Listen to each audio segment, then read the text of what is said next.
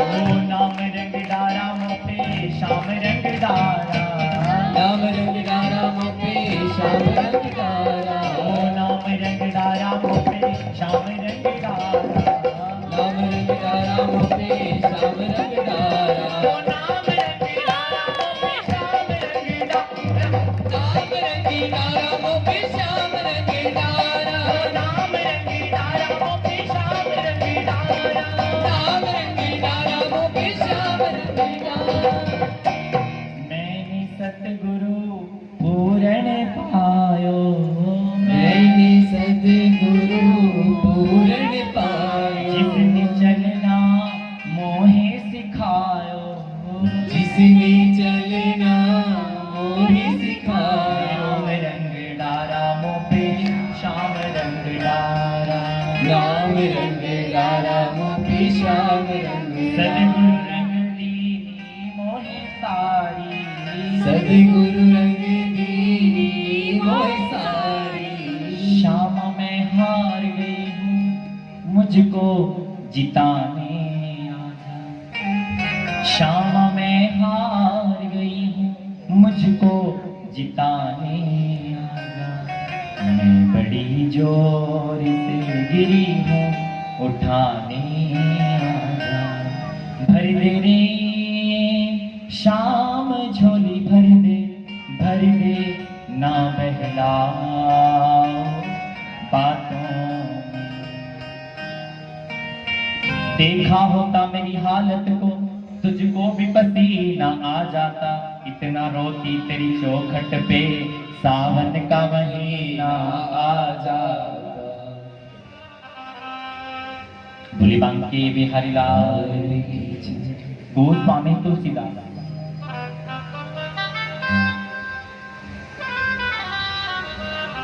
आज जीवन में गुरु आया, गुरु ने हाथ पकड़ा। देखिए कल भी मैंने कहा था गुरु को साधारण जीव मत समझिए, जिसके जीवन में आने से आपकी विचार बदलने लगे, जिसके जीवन में आने से आपके चेहरे पे खुशी आ जाए, जिसके जीवन में आने से आप रस में डूबने लगो, समझ जाना वो कोई साधारण जीव नहीं है, कल्याण के लिए आया है, जीव कल्याण के लिए। और आज गोस्वामी तुलसीदास के जीवन में कौन आया? सदगुरु। क्या यार ये क्या हो रहा है, ये जब कई हो रहा है, आप मत जाया करो गोस्वामी। तो श्री सनातन गोस्वामी आगे बड़ी सुंदर कथा है, समय का अभाव है, देखते हैं क्या इच्छा होगी किशोरी जी की लाडली लाल की। तो जब इनको काशी में ले गए तो शेष सनातन और ये गोस्वामी तुलसीदास दोनों बैठे हैं, आपस में गूढ़ ज्ञान की चर्चा कर रहे हैं। जितने भी शास्त्र हैं, ग्रंथ है, उपनिषद हैं, जितने भी वेद हैं, पाठ है, सबका चिंतन आपस में कर रहे हैं। और गोस्वामी तुलसीदास इतनी दूरी पे बैठे हैं और एक टकी लगा के सुन रहे हैं। तो शेष सनातन गोस्वामी ने पूछ लिया, बोले अरे ये बालक एक टकी लगा के सुनता है, इसको समझ में भी आ रहा है कुछ? देखो जो उन्होंने 3-4 घंटे में आपस में बात की, शेष सनातन गोस्वामी ने और नरहरि आनंद जी महाराज ने, वही पूरी बात पूरे 3-4 घंटे का निचोड़ आज तुलसीदास जी ने 2-3 मिनट में बताया। आज गुरुदेव को लगा अरे ये तो सच में कोई निखरा हुआ सोना है। क्यों? मैं 3 घंटे की कथा कहूं और आप 3 सेकंड में उसको कह दोगे, 3 मिनट में कह दोगे पूरी? नहीं कह पाओगे। और तुलसीदास ने पूरी बात निचोड़ कर 3-4 मिनट में कह दी। आज गुरुदेव को लगा बड़ी कोई अद्भुत बालक है सच में ये।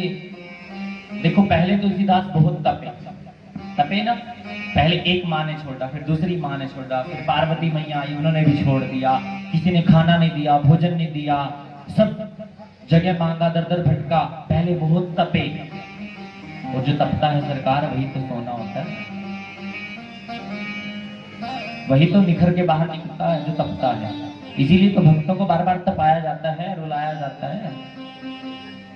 अच्छा एक चीज हो रही है, जब आपका गाते गाते रोना आ जाए, कथा करते करते रोना आ जाए, समझ जाना मेरी किशोरी जी आई है, मेरी लाडली लाल आए हैं।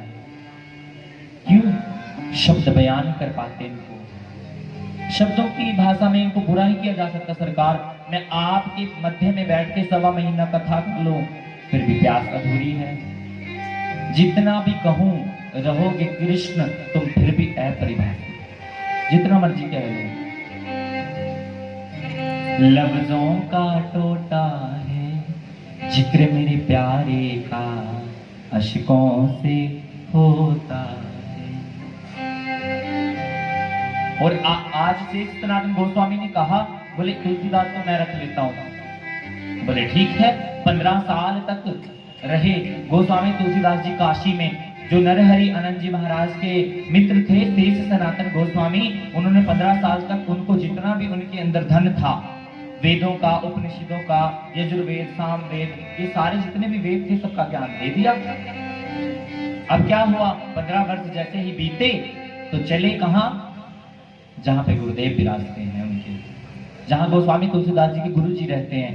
जैसे ही गए पहुंचे, बीच रास्ते में खबर लगी कि गुरु जी ने भी शरीर छोड़ दिया।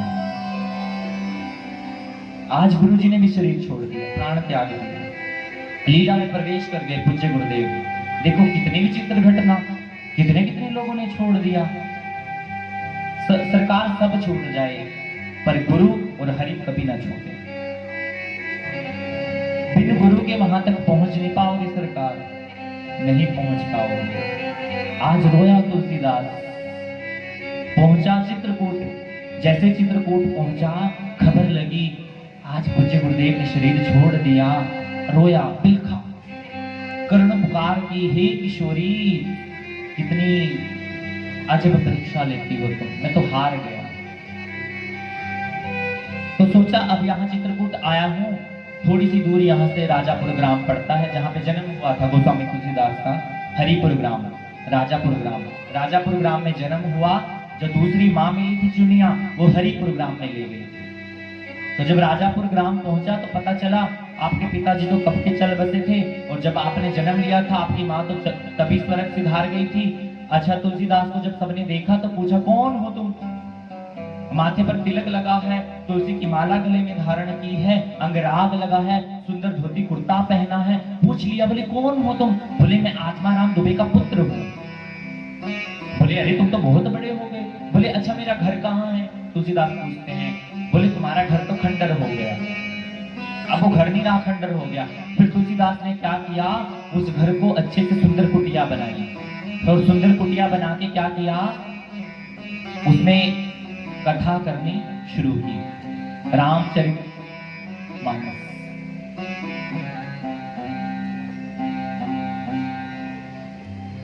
रामचरितमानस तो खैर इन्होंने लिखी बाद में। जो अंदर की मानस थी, माने जो गुरुदेव ने दिया, जो धन संपदा गुरुदेव ने दी, श्री सनातन गोस्वामी ने दी, कथा करनी शुरू की, राम राम करने लगे।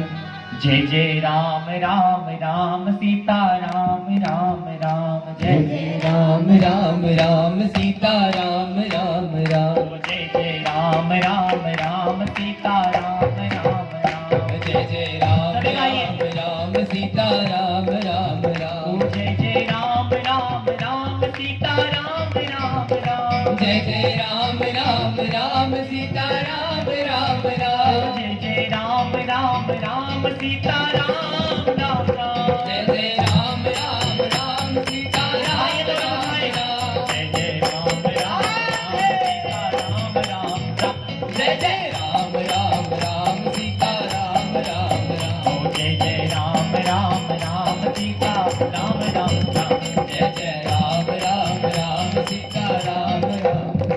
अब सत्संग करना शुरू किया। जैसे ही सत्संग करना शुरू किया तो थोड़े दिन ही बीते थे सत्संग करते करते करते करते। एक दिन क्या हुआ, वहां एक नदिया थी, नदिया के पार एक गांव था।